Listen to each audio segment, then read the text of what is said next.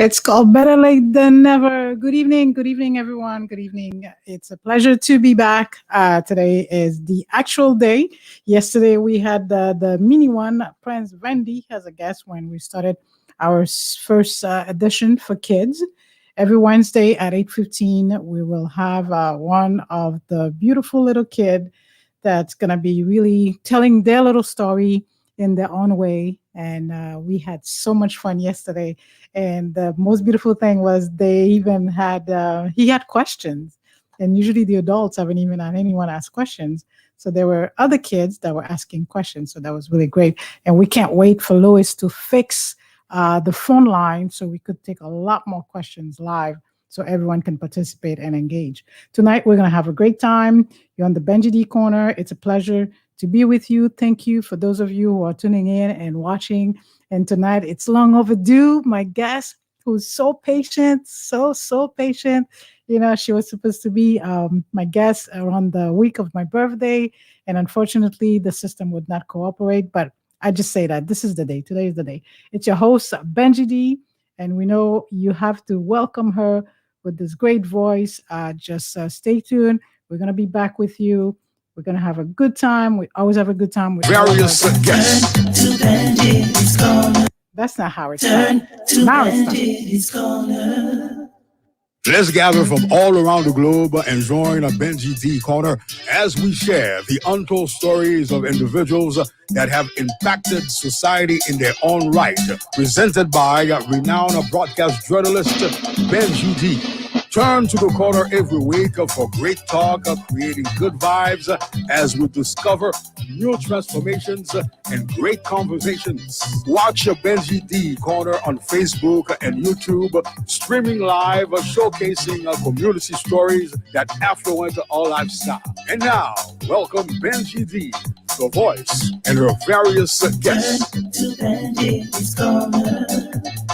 Turn to Benji's Corner. Yes, turn to my corner, and I have to welcome my guest. We are a little late, so we're not going to take time. She's all smiles and happy to see her. It's Commissioner Christina Romelus, a teacher, public speaker, mother, public servant, advocate. Oh, wow. I'm telling you, she is looking lovely. It's a pleasure having you in this wonderful platform where everyone has had this red carpet. So the red carpet is for you tonight. Oh, thank you. Hi. It's How so are nice you? so nice. Can you hear me? Yes, I can hear you very well. Awesome. It's so nice to be here. Thank you. I'm glad I'm finally able to be on the Benji D Corner and join you. I love this new endeavor that you've been working on, and we're both kind of going on this journey of renew and rebirth, right? So I'm excited Yes, about it. Thank you for having me. indeed. It's such a pleasure. You know, it's always nice having you, sharing a platform together. You know, we've done it many times in all the other platforms, the radio, for Diaspora TV, WPBL, you name it. And, you know, having you here. But this is a different platform, I must say. You know, everyone who has come here and, they keep a smile on their face and they have not cried yet. So I'm going to. Yet? Are you shooting for that? They have not cried yet, but it would be tears of joy, tears of joys. And it's the difference of this platform is everyone gets very authentic, very real.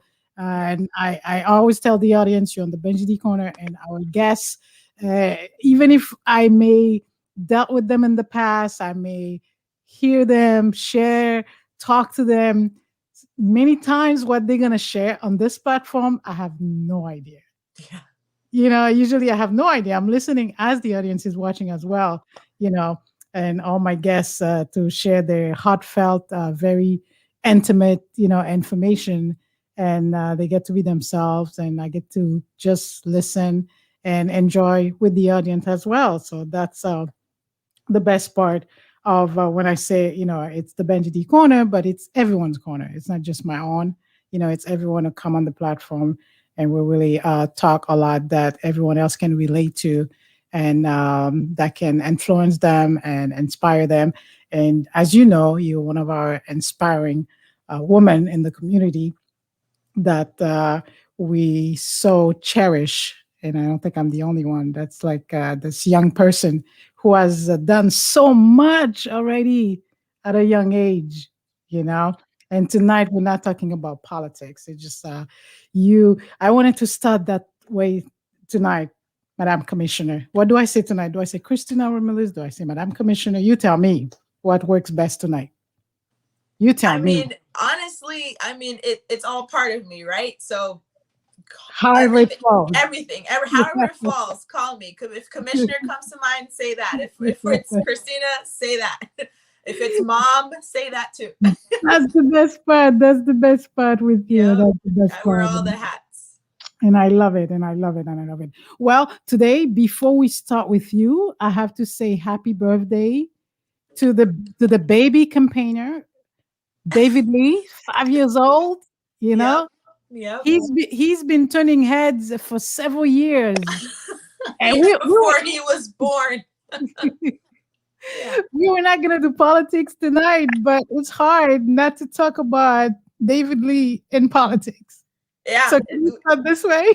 There's no choice. They're synonymous. Yeah. He literally was my entrance into politics. As I entered politics, he also entered the world, literally. So I'm excited because today marks, 5 years since I've been blessed to have him in my life. And, I as a mom, I'm pretty sure other moms can relate. Like, I always wonder, like, oh, am I being a good mom? Am I, did I hurt him by running for office while I was pregnant with him? And just to know that he's just such a bright young kid, and he has like just everything. He is, I don't know, like he leads me, right? He guides me. He's like, he's just an authentic leader. Like, I don't even have to like do anything. He just kind of takes the reins, and I just say, okay. I think all along he was watching when you were campaigning, walking around and knocking on so many doors. He was looking and say, mommy, let's go to bed, Yeah, he was taking notes. Yeah. I think that's what happened, and I think that's one of the endeavor you have taken, and everyone couldn't believe it when you did that, pregnant and knocking on so many doors. How many again you've knocked on? I mean, I don't know. I lost count, but it was at least 1,000. Wow. Yeah. Personally, in addition to the rest of my team. So, it was a blessing to know that, I had so many people on my corner to support me in such a difficult time, because being pregnant, but also running for office while pregnant is not for the faint of heart. And, I thank him first and foremost for just sticking it out with mommy and being such a tough little baby. I call him my commission baby, because he literally, was there with me through the whole thing. He's campaigned twice with me now. He's campaigned both in the belly and out of the belly with me.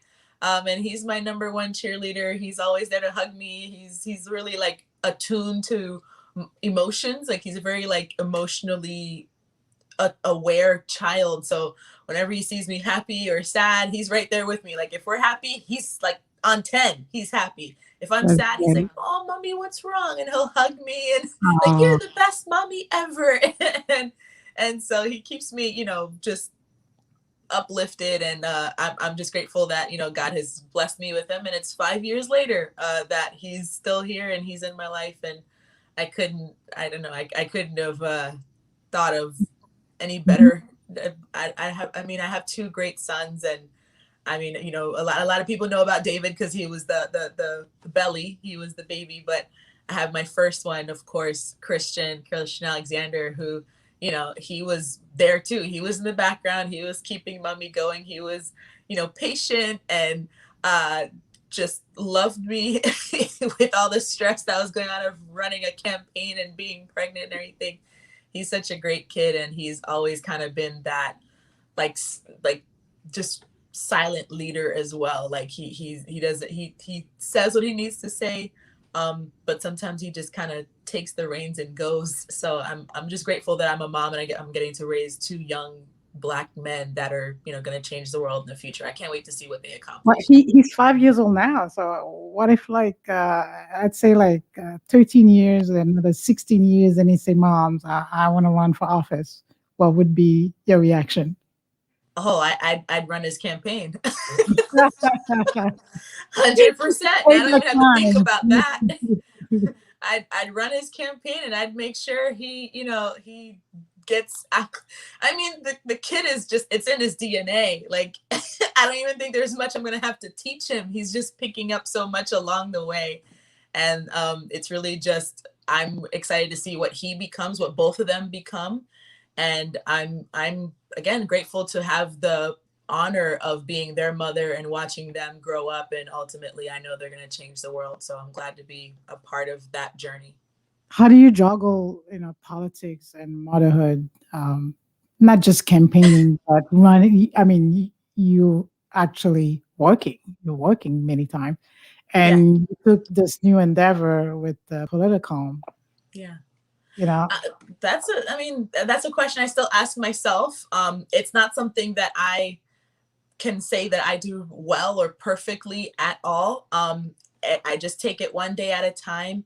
But I can say that it really doesn't have, I can't take the credit really at all. I have some great kids who are very independent and who are self-sustaining, but I also have the most amazing husband who has, he was like one of the first, after God, he was the first person that I asked, like, do you, do you support this decision of me running for office and being in politics? And his answer was, babe, I've got your back no matter what you do.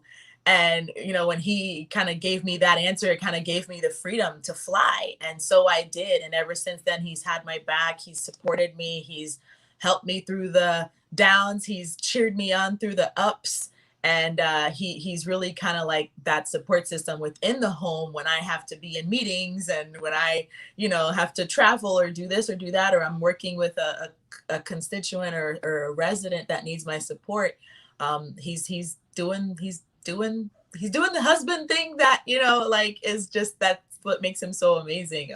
He's just as much of, I would say like our partnership is 100-100. It's not 50-50. It's like he gives all of it and I give all of it, and we make it happen. We've a long time ago learned to kind of get over who's supposed to do what, like, oh, only women are supposed to wash dishes, or only women do laundry or whatever. It's like he does whatever needs to happen to keep the house going while I'm juggling things, and I make sure I contribute my parts, that he never feels like he doesn't have a partner. So it's a tough balancing act. I think anybody would say that marriage is hard, but being married to a politician, I think, is 10 times harder. And he's going to have to write a book one day to tell the world how he did it. But yeah, I'm grateful to have him. And, it's a difficult thing to balance, being a wife, being a mother, being an elected official, a public figure. But I don't do it alone. And that's the reason that I'm successful. I have a strong team of people who love me and who support me and make it possible. Recently you celebrated your wedding anniversary, and Yeah. I was reading, you posted on Facebook, and I was like, this is so amazing. You wrote about the fact that your hubby loved you before you were the elected official. Yeah. You wrote your hubby loved you when your mother needed you the most, when you lost your mother at 19 years old. Yeah. And you wrote that he loved you when you were so young, as in high school. Yeah. Before everybody said, Madam Commissioner, Commissioner Christina Romelus, the love will always there. Yeah. Why did you write so deep like that about that? Because I think for me, it was not only a reminder, like we just celebrated our 11th year of marriage, but we also celebrated our 16th year, 17th year. He's going to get on my case for this. I always forget. 2005 was when we started dating. So, 17 years of being together, dating. I was 15 and he was 16 when we started dating. My dad Padil, no, don't tell him. We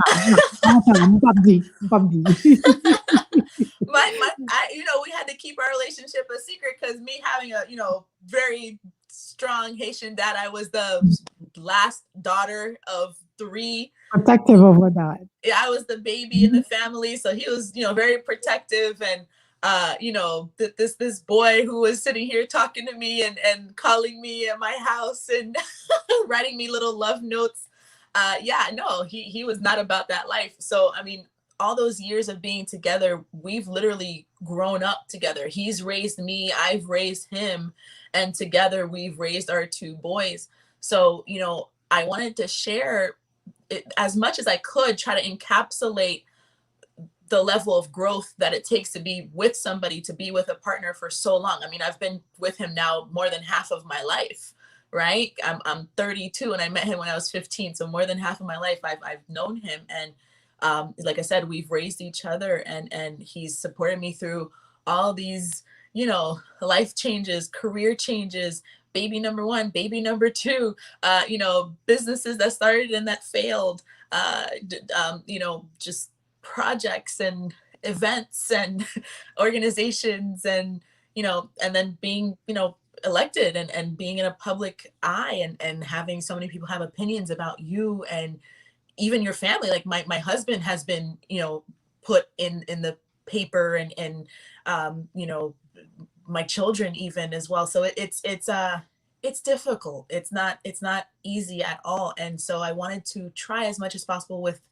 the words that I could encapsulate just my love and my dedication, rededication really to him, and try to express as much as possible how much I appreciate how he's been such a force in my life, a positive force. And he's been with me through it all, through my mom having cancer, through me losing her at 19, through college, the undergraduate degree, the graduate degree, the babies, the running for office, not once but twice. He's been with me through it all. So I just had to make sure I let him know. Thank you losing from the your mom bottom of my heart. Losing your mom through cancer at 19. Who do you follow? I mean, you lost your mom so young. Who do you follow to be a mother for your 2 boys the way you're raising your 2 boys? Because you lost your mom at such a very young age. Wow, you're going deep. That's I a think that's it's a a different that's platform. a that's a great question. That's a great question. And oddly enough, there's no real manual, right, to teach you how to be a mother. And especially, I think, as a Black woman who is raising 2 young Black men in this world, in this time that we're in, where there's so much, hatred and Yeah. animosity towards the Black man. And we talk about Black Lives Matter and how, so many Black men have been losing their lives to violence and to, unfortunate events at the hands of law enforcement and things like that. That's a real, that's a real question about who do I follow, and who do I use as an example. And really, like, I think the true answer is it's first and foremost God, because I don't feel that anybody is perfect in this world. And so I use God as my pilot first and foremost. But I've learned to be better myself. I very quickly realized, as my kids started getting older and they started talking back to me, that a lot of what they do is a reflection of me. It's what I put into them that they're regurgitating back to me. And so I realized, if I want a good result from who they'll be, I have to be better. And so I really started pouring into myself and being a better person so that I can continue to pour into them. So I've learned to pray harder. I meditate. I, do things to take care of myself so that I can ultimately take care of them. And I would say the one person, the one human being that I look to for guidance, especially in trying to be a better version of myself, is this woman called Brene Brown. She is, just I believe she's a psychologist. I'm not sure of her exact title, but she just has taught me so much about how to love and forgive and heal myself so that I can give the most of myself as a mother to my boys. So yeah, that's my answer. You didn't think of that one. I didn't. I didn't. You made me go deep on that one. That's good. That's good. Um, you you talk about the relationship with your mom. Can you share like the moment that you've had with your mom that's marked you up to now that you never forget?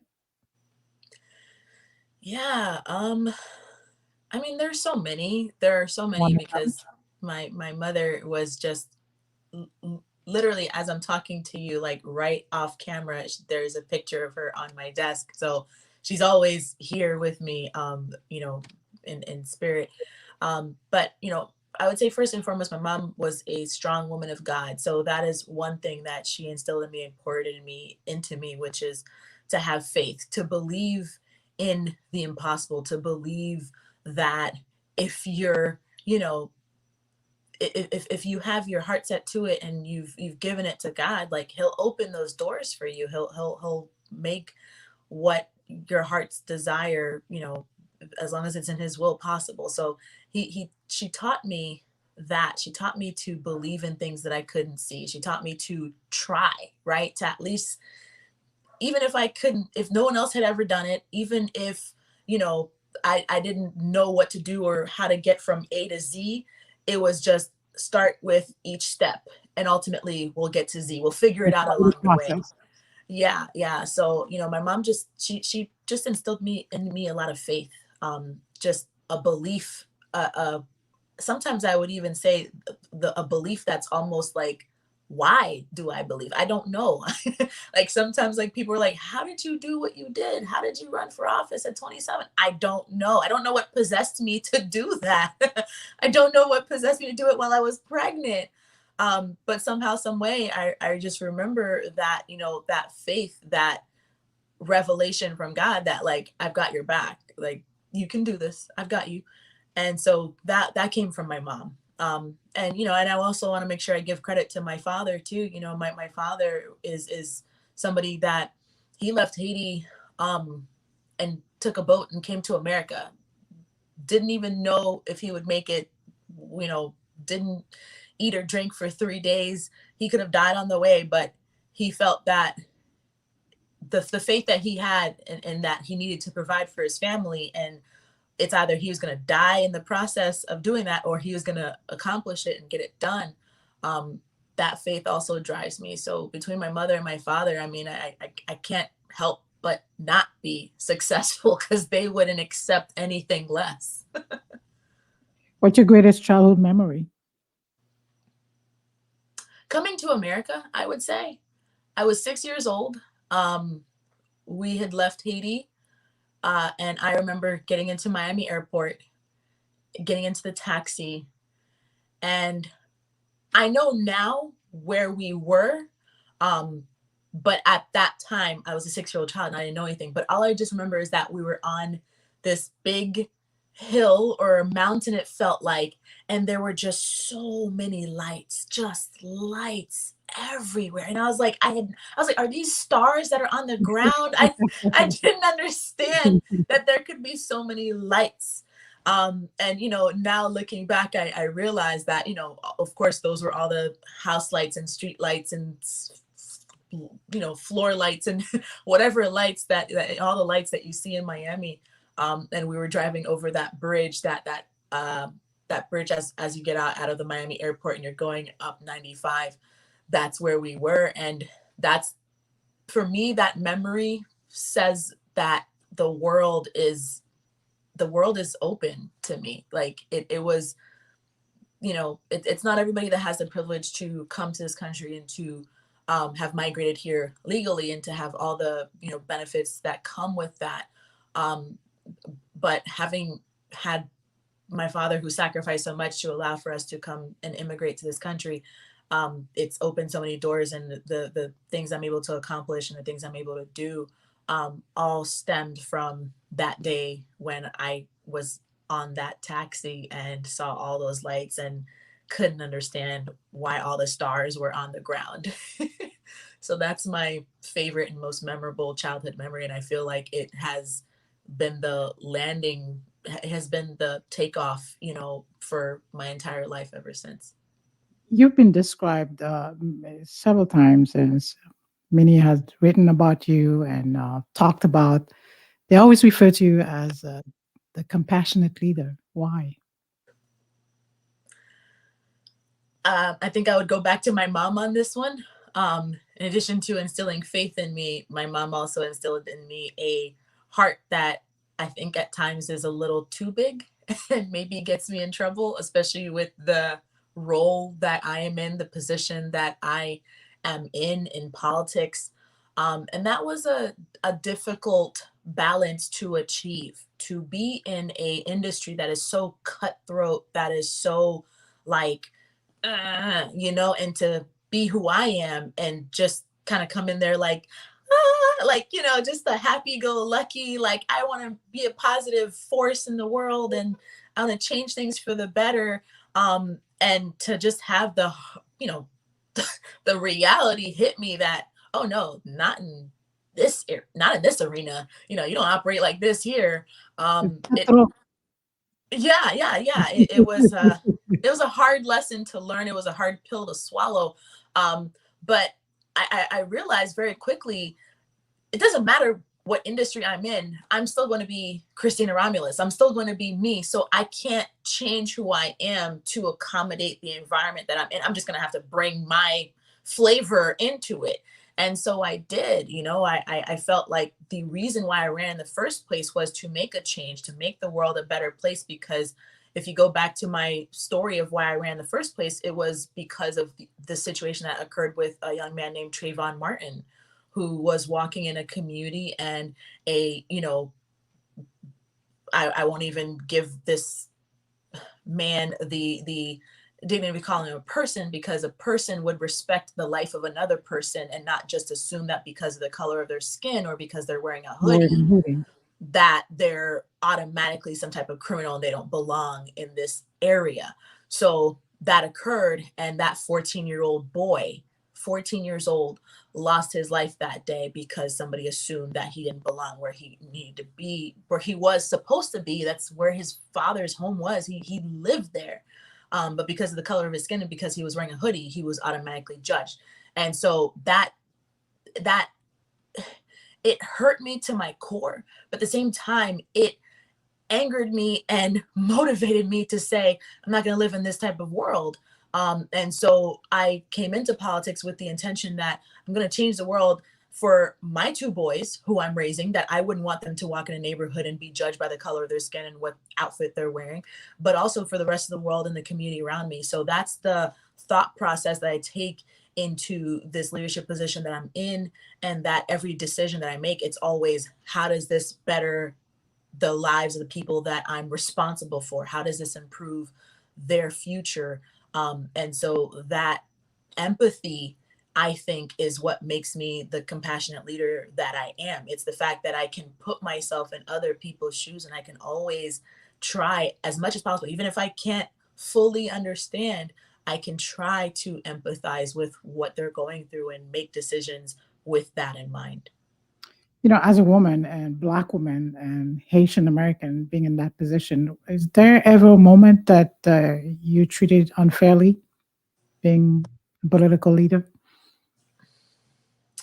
or any I, I discrimination? would, I would definitely say, um, a lot of it stems from just societal norms, right? Society normally sees women in a certain role, in a certain position, doing certain things. And when you decide to completely just say, no, I don't feel like fitting into those molds that you want to put me into, it just shocks people.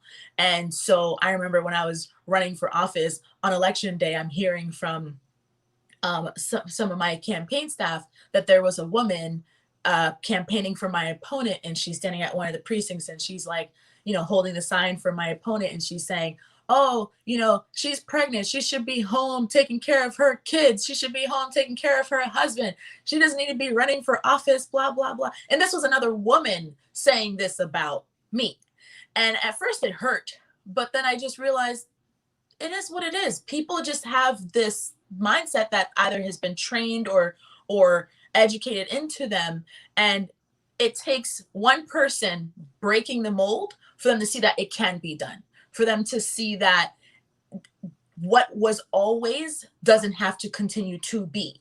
And so that's what I did. I changed the norm. I said, no, I don't want to be sitting at home barefoot and pregnant and cooking and cleaning. I do that stuff anyway, but it's not what I do best. What I do best is changing the world around me for the better. So why would I leave that intellectual prowess? Why would I let that go to waste by being at home and doing nothing to contribute to my community?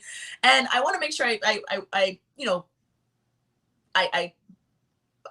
marry what I just said with, this is not saying that women who stay at home and who are taking care of their families, like that they're not contributing anything to society. They are contributing the most, right?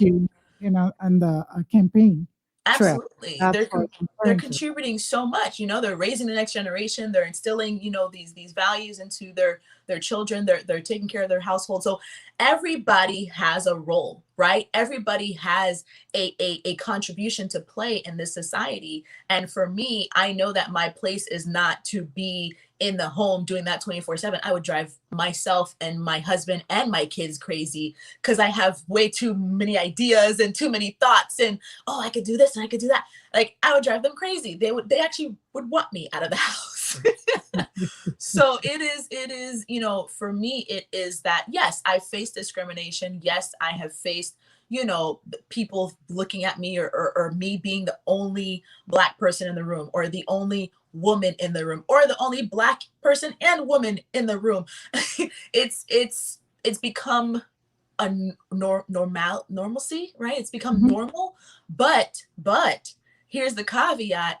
It's the fact that it takes one. One does it, and then the door gets open to everybody else. So now, other women can see themselves serving in the city of Boynton Beach, where I serve. Other women can see themselves in politics because they saw me do it. Other women can say, oh, she has young kids and she still ran for office. Now they feel like they can do it. Other Black people can, stop feeling like they have to wait for others to represent them or to speak for them. They can stand up for themselves. So, and minority groups in general, for such a long time, we've always yielded our power to others because that's how they portrayed it to us, that, oh, we don't have time, we're not intelligent enough, we're not educated enough, whatever excuses they've made to keep us out of the positions of power and for them to continue to be there and for us to yield away all of our power to them. I think we're finally, and it's been happening for a very long time, but I think a large majority of the population is starting to realize that we don't have to continue to yield our power to others. We can stand up and have a seat at the table ourselves. And so that's the mission that I'm on, of continuing to be that beacon of, hey, if I'm the first, if I'm the only, trust and believe I will not be the last. Well, you just recently proved that when you launched PolitiCALM, a multi-million-dollar organization. Talk a little bit about that and seeing you with several other women and others had embraced the idea and being part of it, and you've been coaching and teaching. So you took the teaching, skills in the classroom, and now you just gear it toward politics. Yeah. Well, I'll correct you real quick. We're not a multi-million-dollar corporation yet. We're getting there. We're getting there. I've led multi-million-dollar organizations. Just mine is on the way there, and I'm looking for. I'm speaking it into existence. Yes. I receive it. Give it all. Yes. But yes, 100%. I took that personal mission of mine of not only saying that, yes, I may be the first or I may be the only or whatever, but I definitely will not be the last. I translated that into my company that I launched earlier this year to teach, coach and support individuals who are entering and engaging in public service. So it is a calling for me that I feel like, I had to learn the hard way so many things because nobody was there to, hold my hand and guide me through. I had to, get slapped a couple times to kind of figure out, okay, don't do this. Be careful with that person. Don't talk to that person.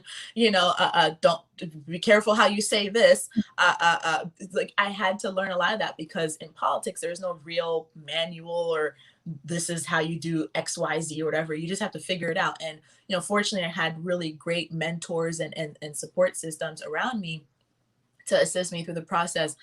But I feel that in the day and age that we are in now, where we're telling so many people, stand up, fight for yourself, fight for your community, run for office, start leading the change in your community. We're telling so many people to run, right? We're telling women to run. We're telling, the LGBTQ community to run. We're telling, I'm Hispanic and Asian and so many different communities to run and to get up and take their seat at the table as they rightfully should be doing. But we're not giving them any support system to do that. We're just kind of telling them run. And then we just like sink or swim, figure it out.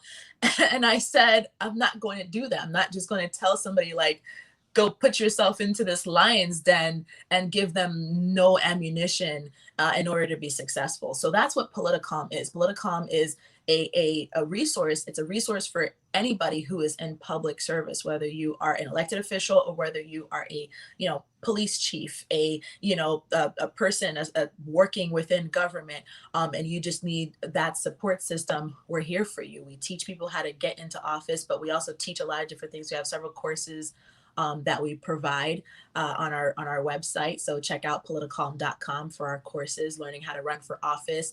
We're going to be launching a new course teaching people how to pass their citizenship test, because we know that is a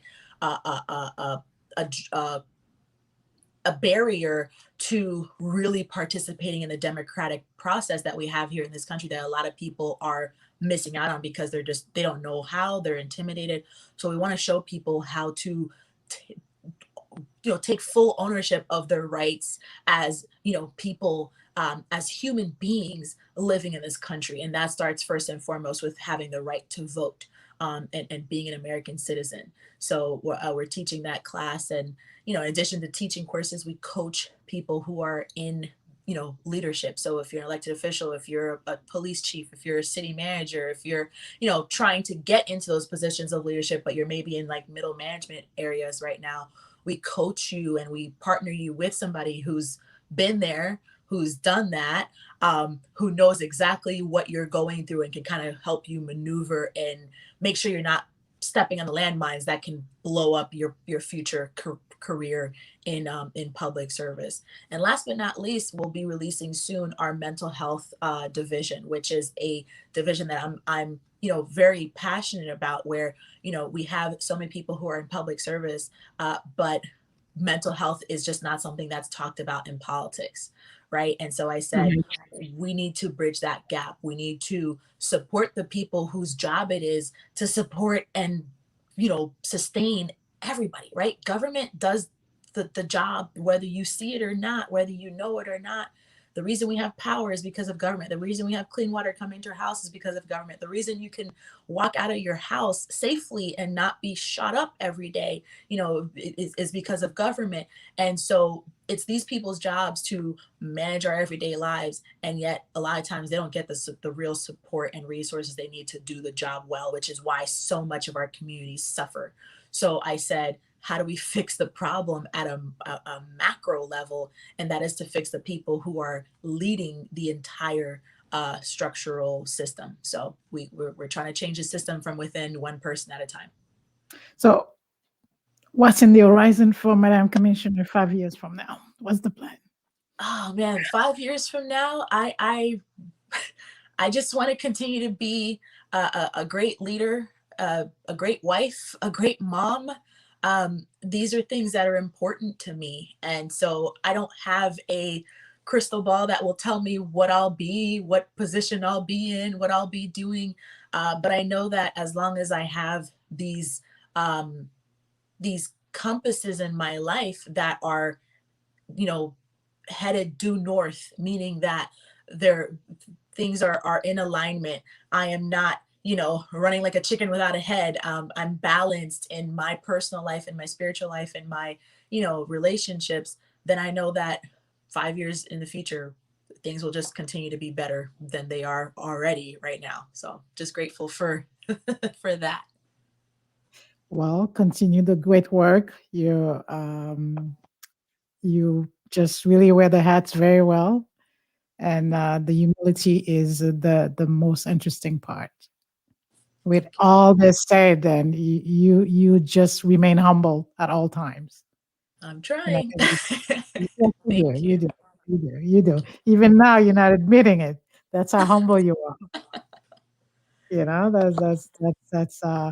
it's a very good quality to have, and you make time for others. Young, recently you were hosting the book signing for the great JJ Janot Yeah, book signing, and she mentioned that you've been mentoring her for several years, I'm so proud of. and yeah, I think you're probably gonna coerce her to run for office. I'm pretty sure Oh, that's it's in the only a mix. matter of time. I can't You wait. see that? You see I can't that? wait for her to just take off. She's already Huh? done so much in just her short few years of life. And you talk about me, accomplishing so much. Like I look at her and I'm just like, I want to be you when I grow up.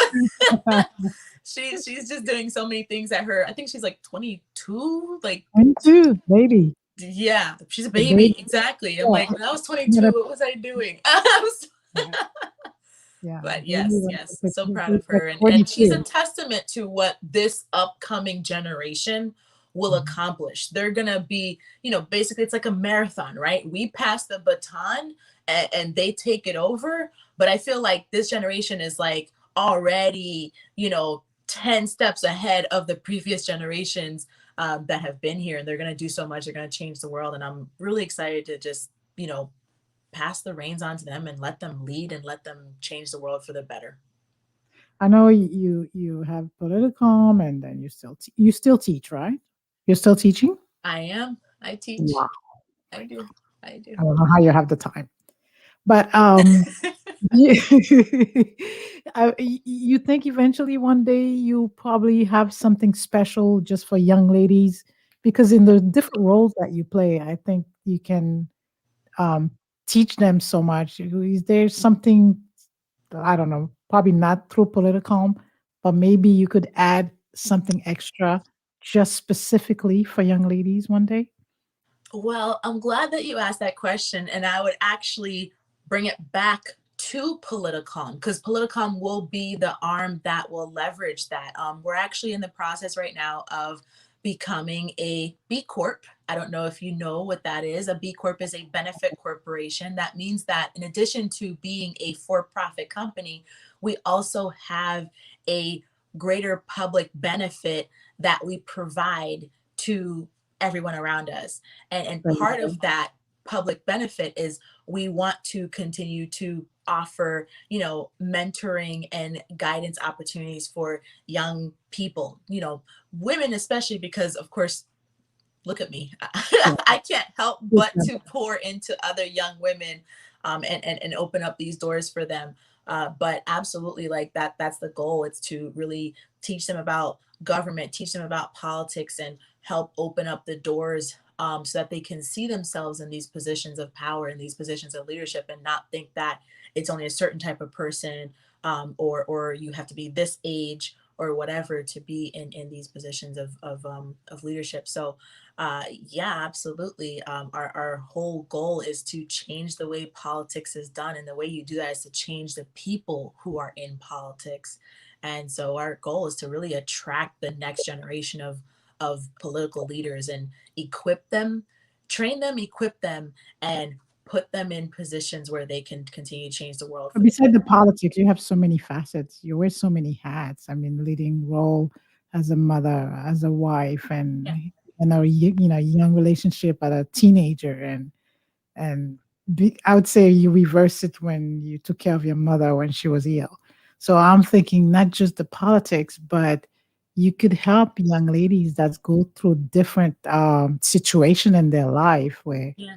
you can, advise them and guide them and be there for them, a listening ear, and they could play different role. Absolutely. Well, I continuously mentor. That's the way that I do what you're saying. Like I find it, very fulfilling to mentor young women and just kind of show them the example of who they can be, and the doors that can be open to them in every sense, right? Relationship wise, and understanding that as a woman, this can be, you can be in a marriage that is a partnership and not just a, like, you're obligated to this and that. So absolutely, like, I'm always mentoring young women. I'm always doing public speaking and talking and sharing my life story and my experience. So it's something that is just part of me. I'm going to continue to do it every day. And I hope that many more girls will just see that them being their most authentic and genuine self is what the world needs right now. It's not trying to be anything that other people want you to be. It's not trying to fit yourself into a box. It's literally saying, I'm here, take me or leave me. Be That's open. it. Like, I can't do anything for you. I can't change who I am, but I will unapologetically show up, natural hair and all, brown skin and all, and take over. So you either like it or you don't, but I can't help you No if you bleaching. don't. Like, I'm going to do it anyway. I'm going to do it No bleaching. unapologetically. So, yep, yep, yep. We discourage the bleaching. We don't bleach. Nah, we're too It's been- gorgeous for that. Are you kidding me? no, absolutely. The melanin is too beautiful. Yep, yep. Even if it will bring millions, we can't do that. Nah. Yeah. And that's the beauty, I think, of this generation too. This next generation that's coming up. Like, our generation, our parents, unfortunately, like, were instilled with a lot of things that they didn't have the luxuries to be able to, figure out until they were maybe like going through, like, way adulthood. We're going through the process of unlearning a lot of the things that they instilled in us, to with every intention of positive, things. Like, they were trying to help us have a better footing in the world. They were trying to help us to be better than where they were and do more than what they did. So, they did what they could with what they had. And so our generation is doing a lot of what we can with what we currently have. But that's the beauty of what this upcoming generation is going to be able to do. Like, they don't have to go through a lot of these things that we are now having to unlearn. They don't have to unlearn the bleaching. They don't have to unlearn the relaxers and all that. They don't have to unlearn. Like, they can take the platform that we've already created and catapult from there. So that's, again, it's a beautiful thing. It's a beautiful thing to witness, and I'm grateful to see so many young women like JJ and like others, like my niece Nerlene. Like, I'm so proud of her. That girl's about to be like a bomb lawyer, like. Another young lady who hosts also, her name is Sophie. She was in your celebration victory party. Oh There's yeah, so many of them. so It's funny. yeah, Yeah. Sophie. Yes, yes. Yes, She's yes, also yes. phenomenal. So just so many amazing young women, amazing people that I get to encounter. And I learn so much from them. I learn just as much from them as they probably learn from me. It's a fair, it's a nice exchange, which I appreciate and I'm grateful for always. I'm always learning from other people, and you can never be too old to learn something new. So yeah. Well, keep up the good work and come back again. And when we get this series about full blown politics at some point, I know you're gonna want to come back again. It's been a great conversation with you, and Same. it's always nice, to hear you and talk and talk and talk and about so many different things. And it's great.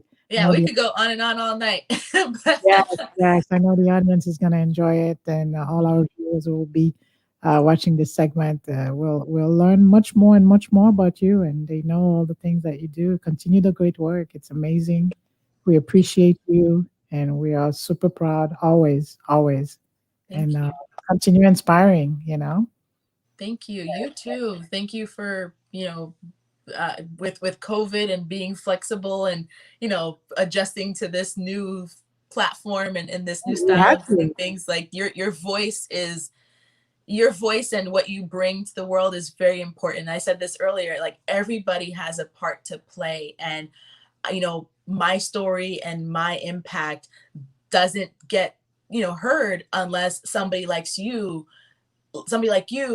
says, let's get it out there. Let's make sure more people hear it. So it's like, thank you for what you do. Thank you for being that voice and that continuous, like light for others to be exposed to amazing things that, others are doing to change the world around them. So I Yeah, appreciate you too. we have to do the job, because Yes, we know mainstream quite often give us all the negative aspect of our communities, of course. you know. Of course. So they're not going to be too interested in bringing you on to talk about all the positive things you are doing, all the amazing things you are doing, all the influential thing you are doing. Yeah. But I'm pretty sure if there's some bad news, you got caught with something, I'm pretty sure it'll be all over. So, So we we have have, work to do. We have work to do to keep yeah, spotlighting the positive things happening in our communities and for our young people. And thank you for the work that you do, and keep it up. to empower others. It's a pleasure. Yes. Come back again. This is your platform. It's everybody's platform. Come back again. Keep Thank me you. posted of what's going on and what we need to discuss and what we need to share. And they'll be watching. Like I said, the viewers tune in periodically. They keep on viewing and viewing. The numbers are adding up. We're glad for that. And we just newbies in this social media world. So it's going to feel great. Like in the past, we've done it for so long, not in this realm. And now we're just exploring this new platform and I love social. it. I love it. Keep it up. But we know it's not gonna go as fast because we don't have the trash talk. We don't have many of the negative stuff that could, because we've had others telling us, well, The add this. gossip and whatever. Yeah. But Yeah. unfortunately, no, we're not going to change it. This is what it is. This is what we've always been about over the years that make us what we are about and who we are. And this is us. So we have to stay authentic. And this is how it's going to be. So we just got to tell the word out there and keep on telling others. It was a pleasure having you. I love it. Come back Thank you. again. Come back again. Please keep me posted of Will whatever do. that's going on, that we need to keep everybody in tune and participate. And Will I do. got vaccinated, so I'll be back in the gym and looking good again. Oh, yes. Yes. Okay. I Summer body loading. I see you. yes. And I can be, at events with my mask on, and that was very Awesome. scary for me. So Awesome. stay safe and continue the great work and continue working well with your team and be a great mom, great teacher, wife, everything. And hello to everybody for me. It was great having you. Thank you. Thank you for having me. Thank you. Christina Romelus, City Commissioner of Boynton Beach. Uh, would I say mayor? Would I say mayor one day? Not just commissioner? We'll Man, see. We'll see. That's the best answer I can give you. We'll see. political with me. You see that? I knew she was not going to answer We'll see. that. I'll definitely be here for sure. I knew I was not going to get an answer. That's for sure. I'm here to serve in whatever capacity the public gives me. I'll continue to serve in that capacity. So just honored to be here. You have a wonderful night. You too. Good night, everyone. Good night. So long, everyone. This was City Commissioner, Boynton Beach City Commissioner Christina Romelus. We've had a great conversation. She shared so much. Share this episode with your friend. This was our 12th episode. We want to thank our sponsors, Lobby Masnikoff and Associate, our partner 561-598-7120 for all your workers' compensation and social security disability cases, and also Crystal Event Hall. If you'd like to have a place to host your party, birthday, graduation, funeral reception, or a conference, 561-577-7097. They will decorate the place to your liking, and catering will be provided as well. Give them a call, 561-577-7097. And also Netronics, who make this whole platform possible, 561-404-8880 with Lois and Trevor. Thank you, everyone. And also thanks to my publicist, Natasha, who really keep the fire under my feet and make sure that I accomplish my goal and I continue to do well in the corner. Let's Boss Talk on IG. You could check Natasha out for your business strategy or any idea that you have and you'd like to put it into reality. Natasha is your girl. Let's Boss Talk on IG. Check it out. And if you like some great dessert, Studio 450, this great couple who makes sweet dessert, cheesecake, and you name it, rum cake, very low calories that even if you're working out like me, you could still have those sweet tooth with no issue. Studio 450 is on IG. You could check it out. It's been a pleasure being with you. I had a wonderful time.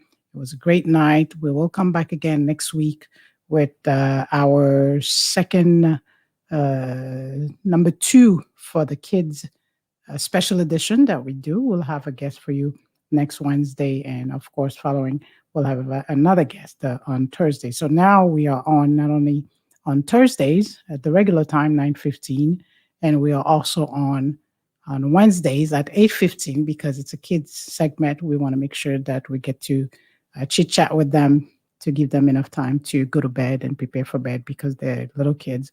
So join us and stay tuned. And we encourage you to subscribe to our channel, like and subscribe, and tell others, share with your family. This is a platform that's very neat, and the family can sit together and enjoy some great information, very informative, and great guests that have been affluent, that are making differences in their community. They're making big impact, and they have a lot to share about their struggle, their obstacles, and how they have made it, and how they have made their success. It's really something different. We encourage you to help us grow with the numbers. We thank each and every one of you that continuously subscribing and also adding in the viewership. So we want more and more and more and more. We'll be very patient until we can eventually increase our numbers. We're very, very, very patient. Over the years, we've always been like that, as we've been doing that for so long. And we are glad each time that we see we have one additional person who has shared our channel and one additional person who has subscribed. We are grateful for that. It's with you that we can grow. We thank you. We can thank you more than enough. And I want to thank my hairdresser who made those beautiful curls, MC. She's a wonderful lady who's very, very successful. She has a store at the Boynton Beach Mall. And also the face that's very bright. It's Munich Cosmetics with natural product. No bleaching. We don't believe in it, and we will not use that. We will not encourage it. But you want to remain in your beautiful skin. It's Munich Cosmetics. We want to thank also Tanisha, who's at South Korea, who usually views all the episodes. She's teaching over there. Very proud young lady. Her mom is very, very happy. And thank you, everyone. We will see you next week. I hope everyone have a wonderful night. We want to say thank you from the bottom of our heart, and thank you to our wonderful guest, Christina Romelus, Boynton Beach City Commissioner, for taking the time, although it was her son's birthday, David Lee, but she still made the time to be with us this evening in spite of the celebration. Thank you, everyone. Thank you to my children for their support, and thank you for all those. And I want to say hi to Mommy Ann, who always make me some great tea. And we will have very soon for you our mental health counselor, Cynthia Loban-Nicola. She has been extremely busy lately, but she'll be joining us any day now to participate in the segment. Benji D Corner signing off. Have a wonderful night, everyone. Thank you to my producer, Alan Daphnis, on 4 Diaspora TV. Check them out on Sunday, 11 to 3. They have this new programming on Radio Tropical. And a great, I say hi to Mamoun Belzino, the co-host of Belle Parole with Philemon Desti. And she also hosts Afternoon Drive on WPBR 1340 and 96.1 FM. So long, everyone. Have a wonderful night. It was a pleasure being with you. Benji D signing off. Thank you, everyone.